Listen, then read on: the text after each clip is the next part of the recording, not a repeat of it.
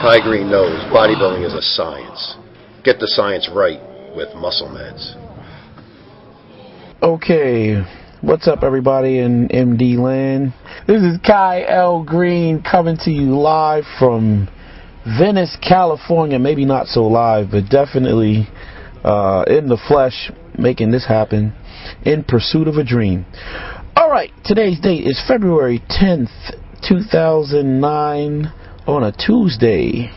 And we are out here at the Mecca of bodybuilding, Gold's Gym in sunny Venice, California. Today we're doing legs.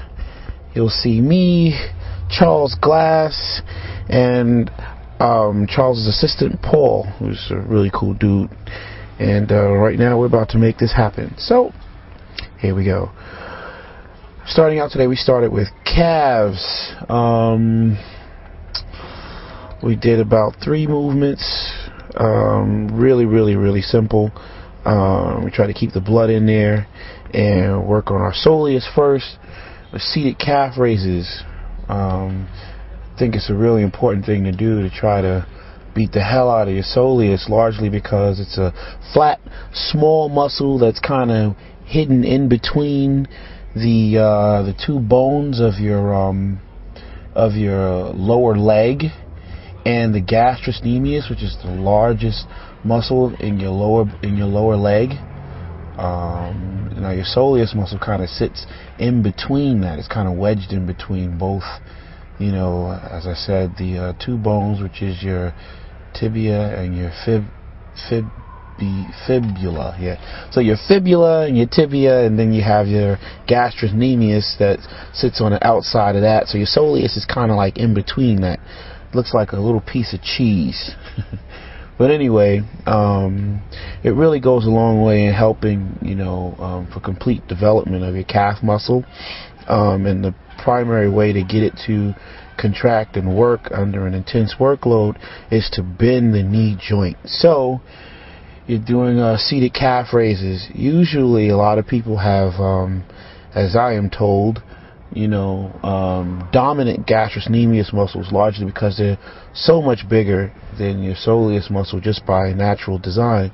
So as a result, I try to hit my soleus first before my gastrocnemius becomes so engorged with blood that it just very easily dominates every movement that I do. So you see me turning my toes in, heels out, and concentrating on, even at times, using my fingertips to kind of grab the sides of my calves and, use that extrasensory to, assure me that my soleus is working and contracting intensely under the workload. When I was a teenager, really interesting story, really quickly, some people are like, no, God, tell these stories long-winded like Bill Cosby, they don't go anywhere. But I assure you this story will go somewhere, and I'm going to try to stick with the point. Or stick close enough to the point that the story actually makes some sense. Anyway, when I was a kid, I remember, working out, and I got the opportunity to get into a gym while being a resident at an institutional facility. And one of the trainers in the gym, at the time, how sometimes, people act as if they're the end-all be-all authority on fitness or religion or politics or whatever, particularly when they seem to know more than you, and you're just kind of starting out. But you always have to kind of like keep your wits about you a little bit and, kind of find your own path. Anyway, walked into the gym and, amongst some of the exercises that I was learning how to do and trying to discipline my mind to begin to accept and, get, aware of, one of them was a calf developer, like a seated calf raise or a standing calf raise. And I remember this so-called fitness authority in the gym, one of the trainers, told me, oh, hey, little guy, don't really worry about it. You got good genetics, you can, you'll be able to get good back, and you'll see your body will grow in time, as I was very young. And she said, but don't really worry about training your calves and stuff, because black guys are known just to not have good calves. It's just like a genetic thing, like a genetic defect or something like that. Now, the very important point to mention is that this person really didn't mean any harm. You know, they really weren't trying to contaminate my mind with their own negative, you know, stereotypes and stuff. At the time, you know, that was probably the best information they thought that they had to offer, and they thought they were probably sharing, you know, or saving me years and years of toil, trial, and effort, you know, to no end, by telling me this. But, you know, I didn't listen to it, and I, you know, at some point just really just thinking, you know, I'm going to just go ahead and do these calves anyway.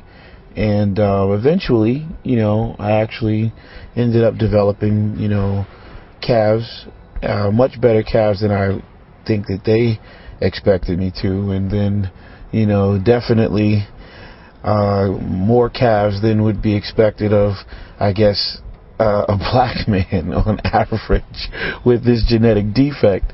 So I guess the moral of the story is, you know what, just develop the mind and heart to train your entire body, and don't be so quick, you know, so early in your training to adopt the ideas of, oh, you can't develop this, and or this body part is just out of your reach because of some genetic flaw. The reality is, who's hooked you up to electrodes or sat down and read your DNA code to know who's who and what's what in your family tree? They haven't. They don't know, and neither do you, you know. But, you know, chances are, if you put the effort forward and you do the work, you know, honestly and religiously, you know, at some point in time, you too can actually surprise yourself in your development. So, word for the wise. Next up, movement after that was sloping toe presses. Again, trying to get my toes in and my heels out, concentrating again on my soleus. Why? Because gastrocnemius is just such a big muscle anyway, that at some point, once my soleus becomes fatigued, the gastrocnemius is going to come in there anyway, and, you know, and really be more than enough support. But it's better to try to beat your soleus up before your gastrocnemius dominates it, just because it just helps with the development and the look. So that's what I'm trying to do here. You see this little odd looking red device in the gym. It's a tibialis. It's a tibialis movement. It is designed to allow you to work through the ankle joint, causing flexion on this muscle that sits on the front of your tibia, which is called your tibialis anticus. It's responsible for extension of the ankle joint, just like the extensors of your forearm or the extensors of your leg, your quadricep. You know, that's designed to open the joint to cause those muscles, the joint itself to extend, hence the name extensor. It's an extensor group. Anyway, your tibialis anticus is an extensor of your ankle joint, and that's in order to hit it, in order to get it to work, in order to cause those muscles to flex. You know, basically you're trying to roll your toes or contract your toes backward to your chest. So anyway, that's what you see me doing there, and it's an incredibly intense pump you're able to get when you kind of like either compound these movements or get them all back to back in a giant set or a tri-set. I think in this case you're actually watching me do a superset. It's not a compound set. If it were, I'd be doing two movements that work the same exact muscle group. In this case, because I'm doing two opposing muscle groups, it would be called a superset. It's like working bicep, doing a set for bicep and a set for triceps. So, you know, back to back. So anyway, that's what's going on there. We're just trying to pump a lot of blood in there and moving right along. Bring it up. Come on. Come on. Bring it up. Bring it up. Bring it up. Come on. Come on. Come on. Come on now. Come on.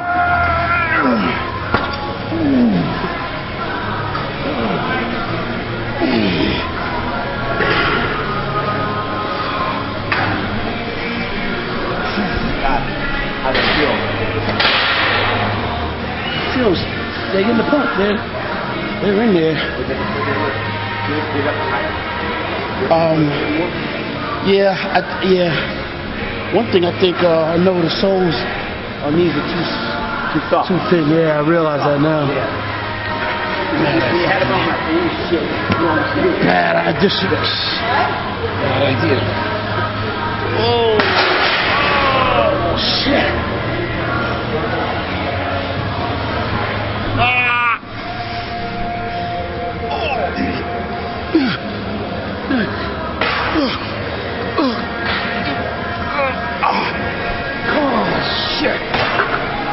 He didn't want to go into the army. Moving right along, we went right from there right into hamstrings. Oddly enough, we started with stiff-legged deadlifts, and that was kind of interesting.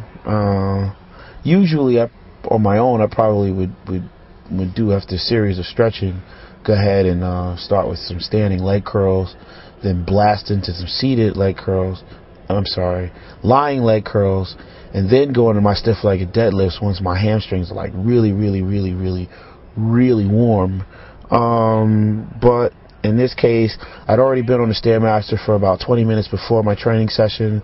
I got a little bit of stretching in just before we actually started the routine, and I was comfortable enough in, Charles Glass's decision to go ahead and, start with this movement. But I would advise anyone, on their own, to really take the time to warm up and, be mindful of that, because I don't think you get a chance to really see that on this video reference of some of the things that I did to warm up before actually going over there and starting with, stiff-legged deadlifts. But anyway, yeah, stiff-legged deadlifts, a grandfather of hamstring developing movements. It's like bread and butter. I think Lee Haney, if I was to steal a word or a term from Lee Haney, he used to say things like that. The bread and butter exercise of chest would have been, a bench press or an incline. And if that were to be so for hamstrings, this would be so too. Bread and butter movement, stiff-legged deadlifts. We did about 4 sets. We pyramided the weight up. I don't think we went over 265. But I'm actually a lot stronger than that, folks. Believe me, I'm working under constraint of time here and limited calories. But yeah, and I'm not quite Johnny Jackson yet. Or Ronnie Coleman for that matter, but we're working on it every day. And I'm drinking milk, and milk's got what I need for strong bones, great skin. Wrong commercial. All right, moving right along though.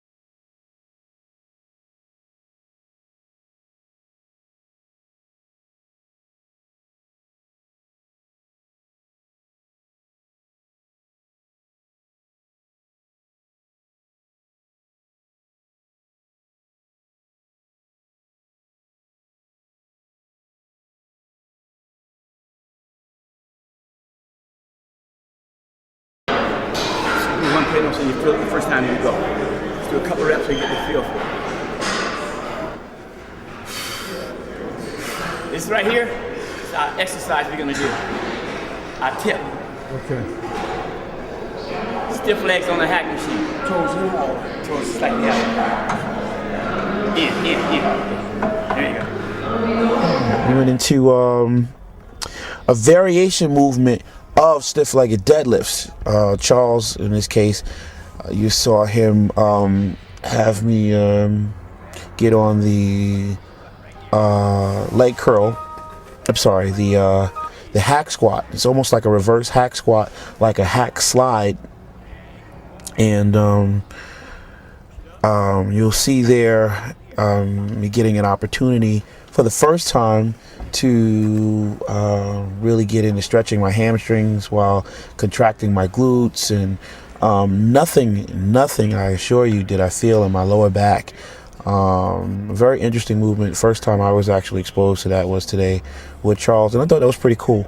Glute development. How important is glute development? Glute development, I think, is very, very important. Why? Because I think the better developed your glutes are, the better your mind and muscle connections have to be in order to facilitate or cause that development to be in the first place. The better the mind to muscle connection that you have with your mind and your glutes, the more apt you are to being able to recruit your glutes and call on them with the seconds notice to come in there and kind of really assist your lower back, and I kind of like take some of the workload off of it. So, really good glute development, I think, goes hand in hand with the ability to develop really sound mechanics and sound approach to mechanics when doing basic movements like your squats and your deadlifts and your clean to presses. The better your glutes, the better developed your glutes are, the better the secondary muscle you actually have to assist your lower back. So glutes, hamstrings can go a long way in actually sparing your lower back and strengthening, that core support around, the center of your body. And you don't wear a belt. Yeah, I don't wear a belt. Oddly enough, I know there's a lot of information out there about whether someone should wear a belt or not wear a belt, and by all means, if you're, don't get me misunderstood. If you're a beginner or someone that's still not yet very well acclimated to this science of movement and stuff and training, wear a belt. I don't wear a belt. I have a lot of mixed feelings about wearing a belt personally. I ran into some issues with the hernia as a result of what I believe was aggravated by wearing a belt. That's what we call deadlifts on a hack squat machine. And the reason we do it, we try to take the pressure off the lower back and try to keep most of the pressure on the tie-ins. See, the other way with the bar, you have the tendency to sway a little bit. That your body can't sway, it has to stay locked in the position. You can place the feet in, you can place the feet out, and it's working really good on that hamstrings. I mean, those hamstrings will explode. So you gotta try that one.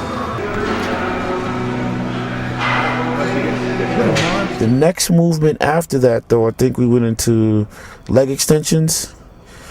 Superset it with squats.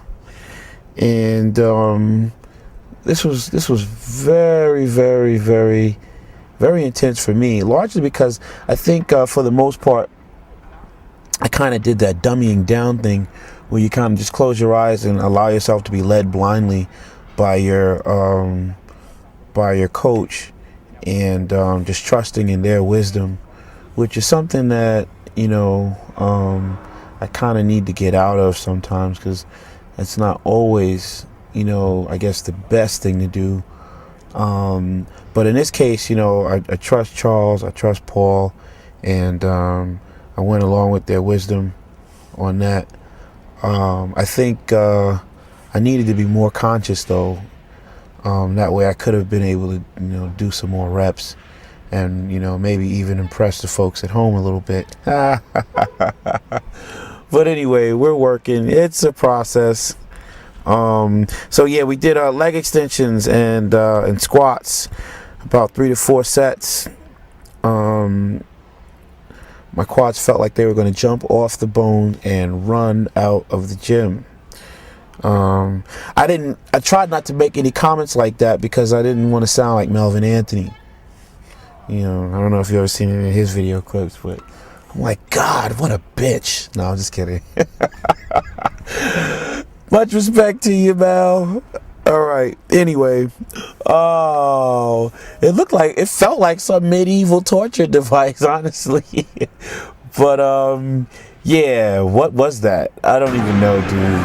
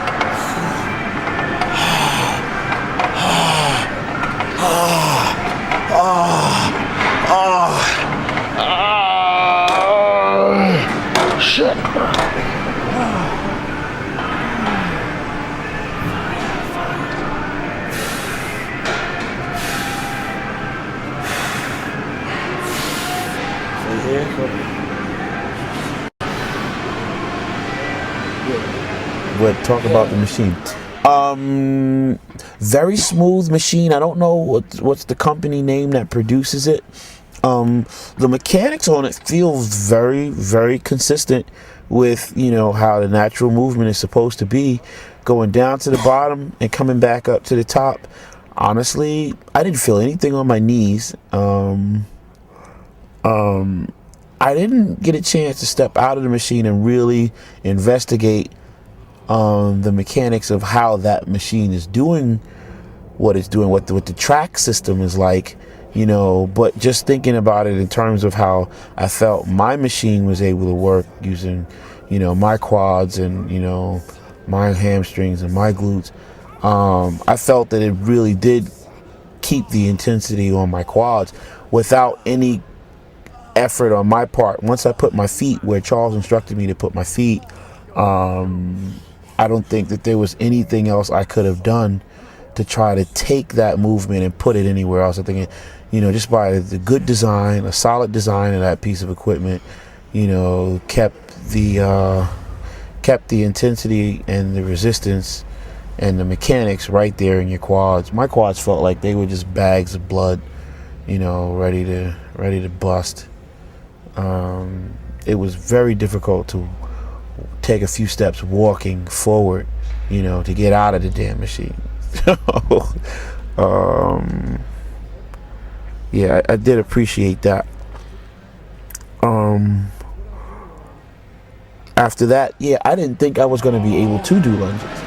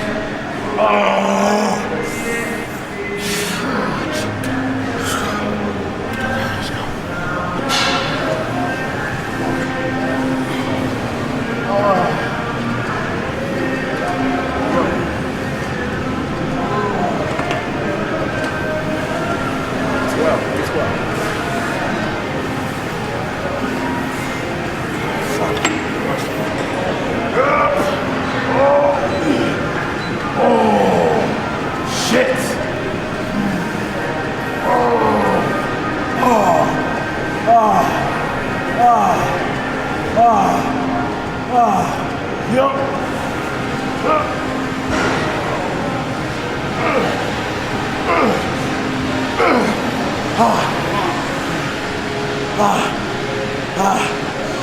got it.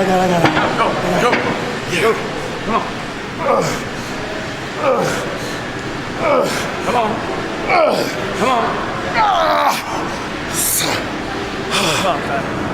Got it, Craig.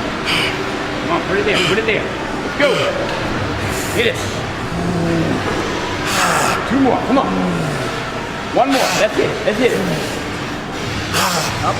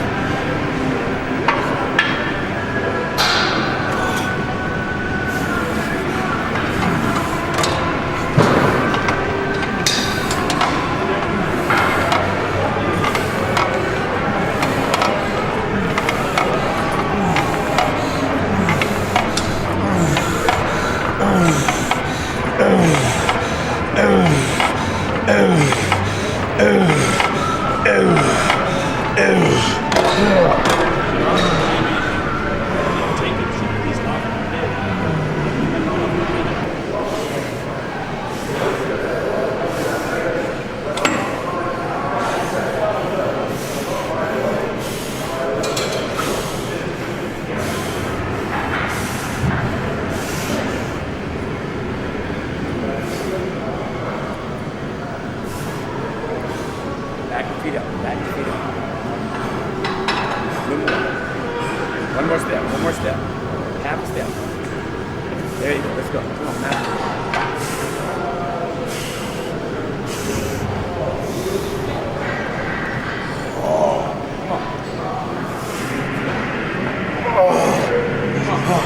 This is the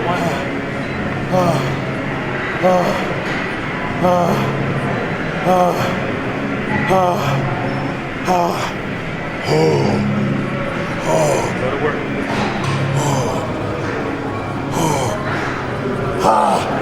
Shit. Come on.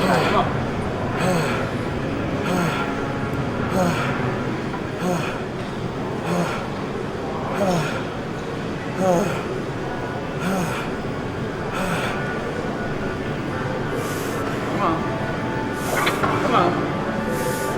That's it. Come on.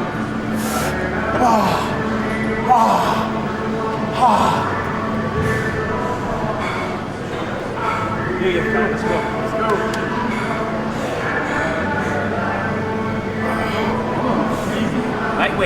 Lightweight. Come on. Lightweight. Gotta have it.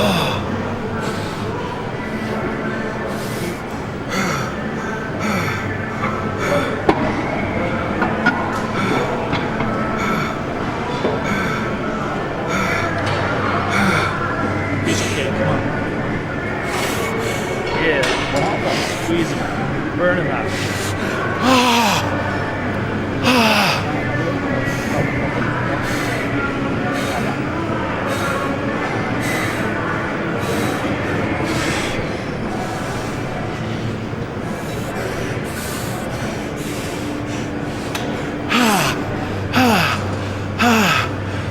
Come on, guys. Just three. Just 2. Now you need 1. All the way down. Lock it. That's it.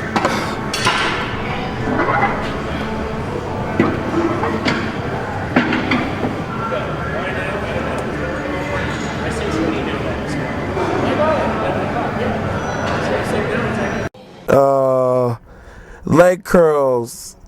We did seated leg curls. Another movement I thought was pretty intense. I don't normally do those on my own. Charles introduced those to me today. Again, I trust his wisdom on that. And man, I tell you what, if my hamstrings could have got off the bone and went and just hung out in the front of the gym, That's what could have happened, because it was very intense, man. I was almost more than overwhelmed. I believe that is almost a compound set, man. I really do.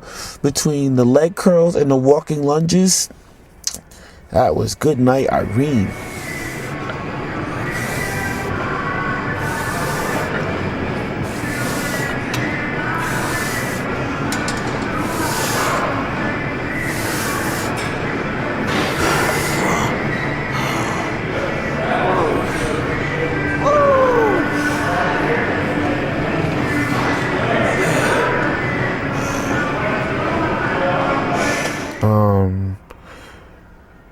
Especially, the way I try to do my lunges, I really try to concentrate on contracting my glutes, contracting my hamstrings when going down in the bucket, and even down there, thinking about, doing the pose of a radial bicep with an exaggerated lunge.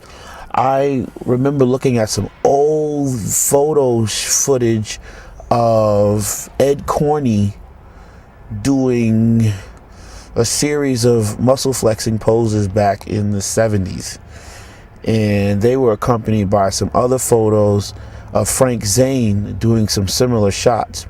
And one thing that I noticed about both of those photos was that the foot position that both athletes took in a lot of the shots was a variation of a lunge. They, seemed like, for whatever reason, neither of the two athlete legends in question were, afraid to really step their feet very, very, very far apart in an effort to create, the drama in the pose that I recall seeing. Having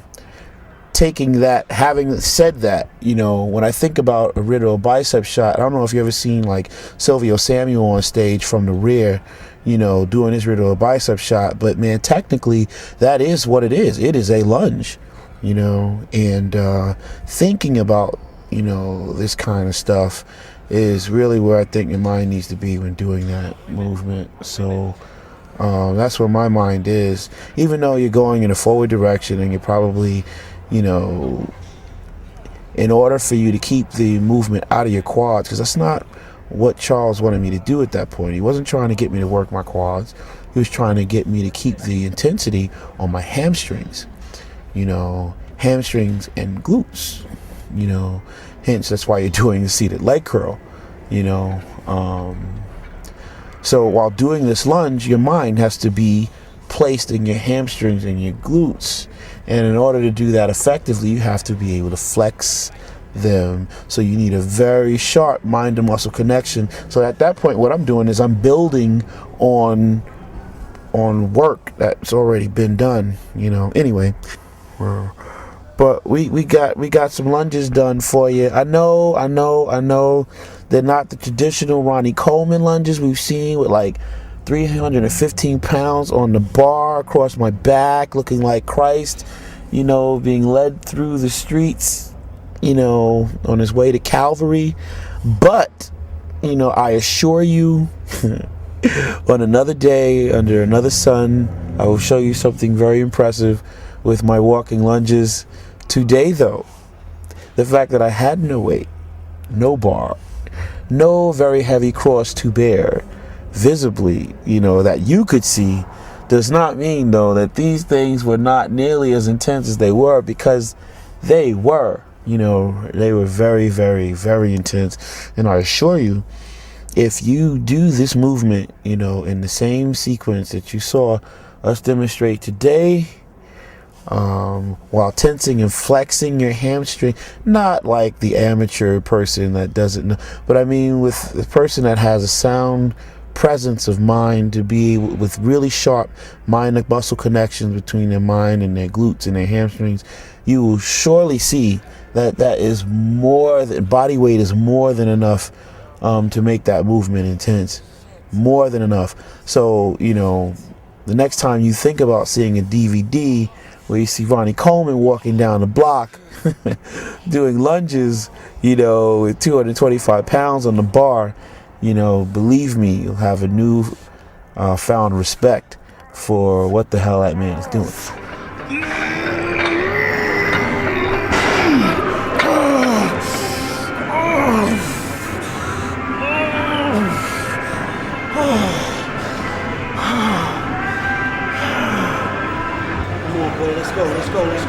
Let's go.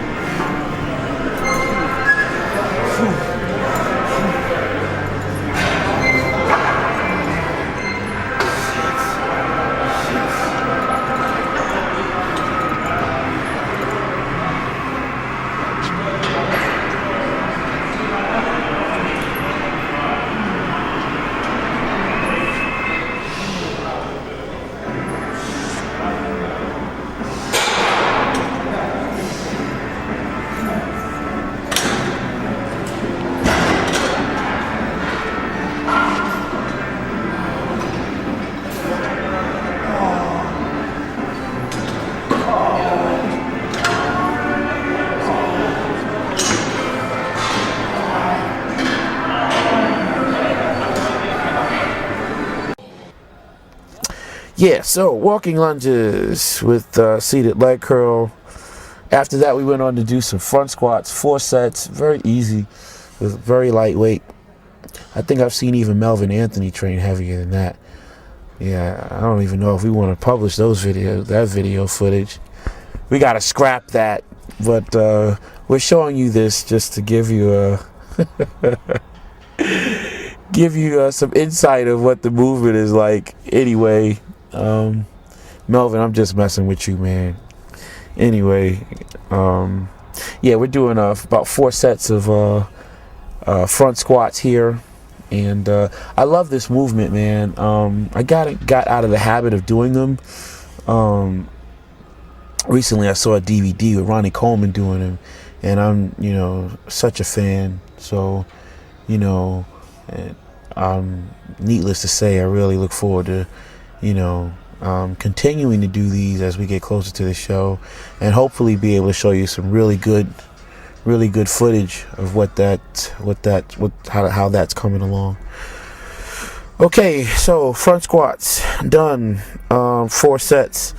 The trick with front squats though is to drop your pelvis, and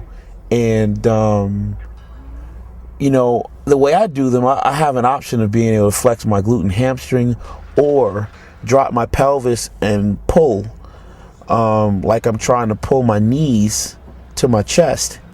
And in doing so, it becomes a movement to address your rectus femoris and your sartorius, detail that goes further up the front of your quads. A lot of people, do front squats but don't really know, what that's about. If you're ever confused about, some really awesome benefits of doing front squats, particularly when you start talking about detail going up the front of the quad, take a look at Ronnie Coleman, and he's in shape, and particularly at his best, just really amazing. The byproduct of what those things can do. Okay, I think that was the last movement that we did today, so this is pretty cool. Oh man, that's crazy. I just met. Oh no. I just met the original American Gladiator. Are you kidding me? I was a fan when I was. Yeah. Don't date me, please. No, I didn't want to say it. No. I was a kid watching American Gladiators, thinking she's huge.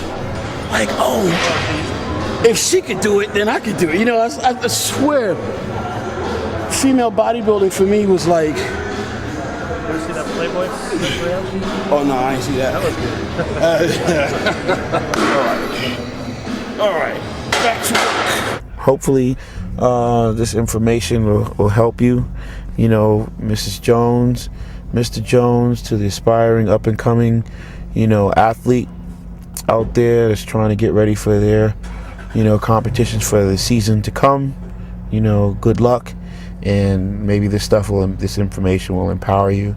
And to the other athletes that are, you know, otherwise my competitors and adversaries, you know, all of this was a lie. It was just, it's not even worth paying any attention to. You know, just keep doing what you're doing. You know everything you need to know. Kai could never tell you anything to help you because he doesn't know nearly as much as you do. You're the man, dude. Peace.